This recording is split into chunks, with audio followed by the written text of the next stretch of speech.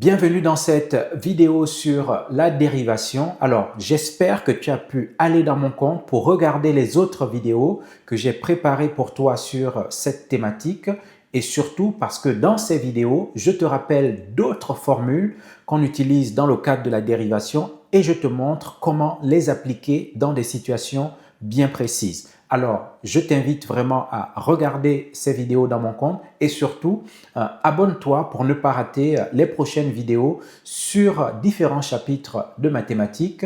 Et j'aimerais maintenant qu'on puisse se concentrer sur cet exercice ici. Alors, on te demande de calculer la dérivée de 2 moins 3x sur 5x moins 4. Alors, ici, comme d'habitude, il va falloir trouver la formule à utiliser. Mais tout d'abord, je peux écrire ici que j'ai une fonction h de x qui est égale à quoi? Qui est égale à 2 moins 3x sur 5x moins 4. Bien, voilà notre fonction h de x. Qu'est-ce que tu remarques ici? En fait, cette fonction, c'est une fonction quotient. Donc, on va devoir dériver une fonction quotient. On a bien dit 2 moins 3x sur, donc c'est bien une fonction quotient. Alors, si c'est une fonction quotient, ça veut dire qu'au-dessus, on va avoir le numérateur qu'on peut appeler u et en dessous, on va avoir le dénominateur qu'on peut appeler v. Et ça tombe bien, on a une formule pour pouvoir dériver une fonction quotient.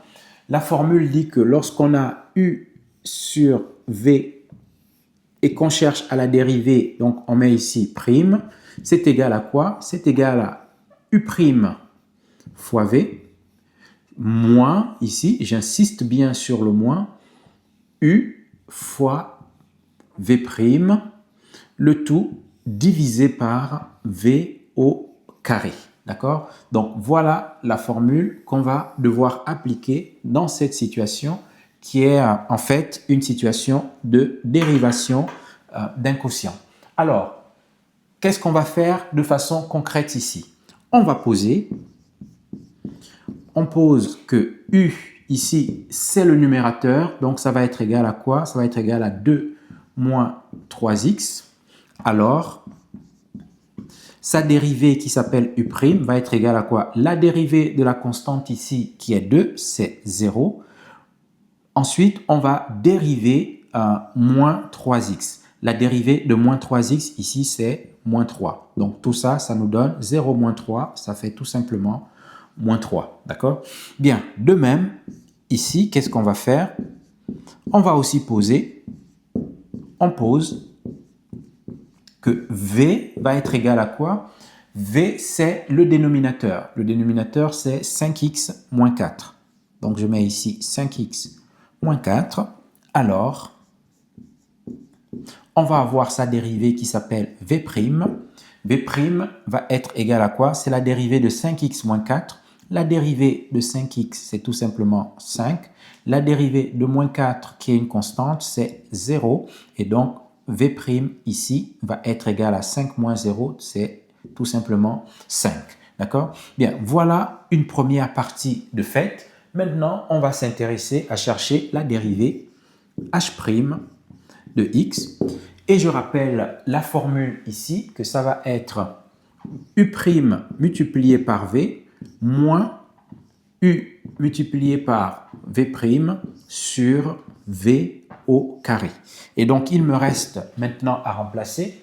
Le u' ici, c'est quoi? Le u', c'est moins 3. Donc, je vais écrire ici moins 3 multiplié par le v.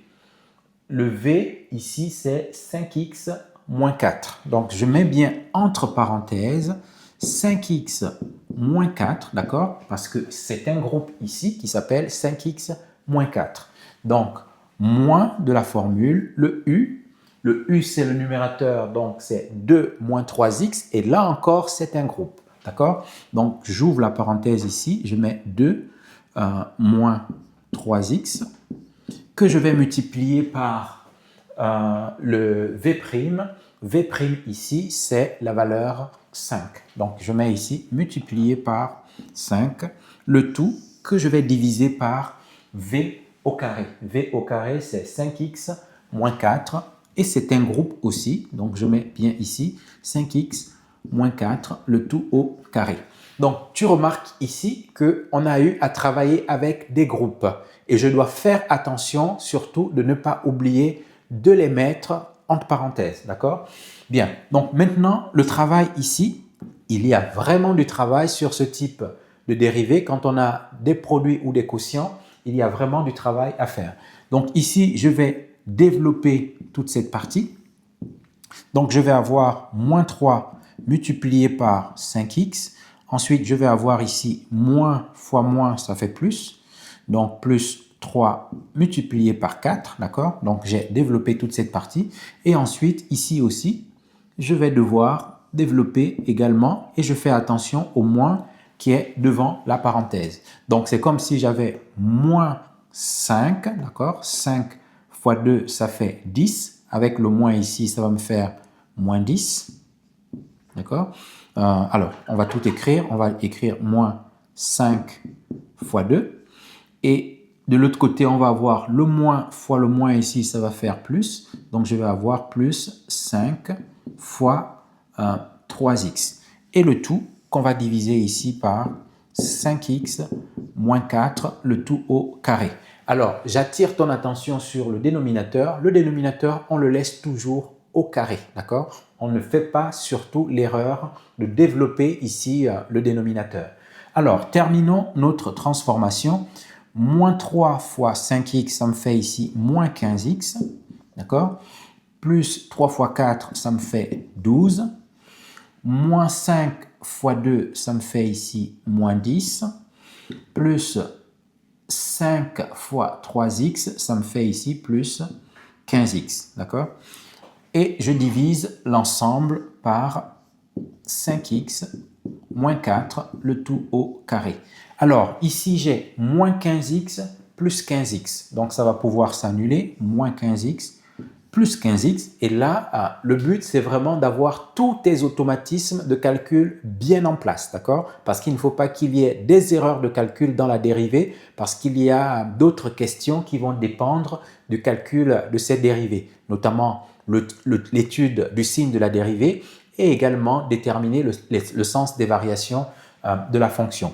Donc, moins 15x plus 15x, ça s'annule. Il me reste quoi ici? Il me reste plus 10 moins 10, d'accord? Donc, il faut être au point sur le calcul avec les nombres relatifs. Plus 12 moins 10, ça me fait ici tout simplement 2 sur, j'ouvre la parenthèse, 5x moins 4, le tout au carré. Donc ici, je vais avoir mon h', je vais l'écrire correctement, je vais avoir mon h' de x ici, qui est égal à 2 sur 5x moins 4, le tout au carré. Et si on devait étudier le signe de cette dérivée, 2 c'est positif et tout nombre élevé au carré va être supérieur ou égal à 0. Mais comme le dénominateur n'a pas le droit de s'annuler, on va dire que h' de x va être positif ici, d'accord? Sauf pour une valeur interdite. Et donc, on peut avoir notre fonction qui va être croissant, d'accord? Bien, j'espère que tu as vu comment on utilise cette formule dans le cadre de la dérivation d'un quotient, comme ça, quand on a un quotient. Et cette formule, tu dois la connaître absolument par cœur et tu dois savoir la déployer. Et surtout, n'oublie pas la notion de groupe, d'accord? On prend des éléments entre parenthèses parce qu'après, il y a des développements qu'il va falloir faire, il y aura des signes qu'il va falloir gérer. Et là, c'est là où tu montres tes capacités d'expert en mathématiques et je sais que tu en es un. Alors, si tu as aimé cette vidéo, n'oublie pas de la liker, de la partager et surtout, abonne-toi pour ne pas rater d'autres vidéos et je te dis à bientôt dans une autre vidéo.